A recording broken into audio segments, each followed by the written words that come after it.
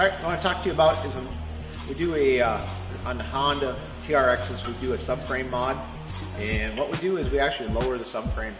And what we're doing is we're not just lowering the subframe, but we're lowering your seat height all the way across.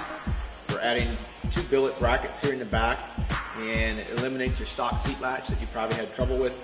It gives you a positive latch on your seat pins. There's 2 seat pins drop into here. These pins drop through, and it's extremely positive. Seat can't come off the more. It eliminates that.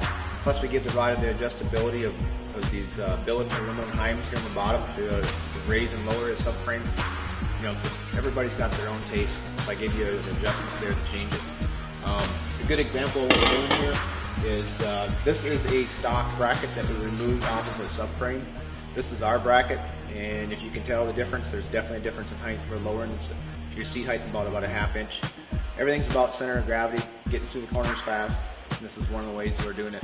This is the subframe when it's all completed, ready to go back to the customer. We sandblast them, powder coat them to the customer. Each customer has their own color. Generally, we can match that pretty close for the customer. Sometimes what we'll do is send the subframe back to the customer without paint, so he can match his frame wherever he's at. This is a good example of a subframe that after we get it back from our sandblaster. This is a 06 or newer subframe, and probably a lot of you guys can relate to this. In the shop, you've had trouble with these cracking right in here. We've seen a lot of it, so we actually address that issue when we do that.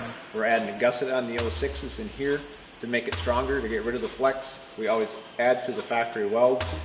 And like I said earlier, we remove your stock seat latch plate out front, and we put this nice billet one on there. Everything's TIG welded, repowder coated, and sent back to the customer ready to go.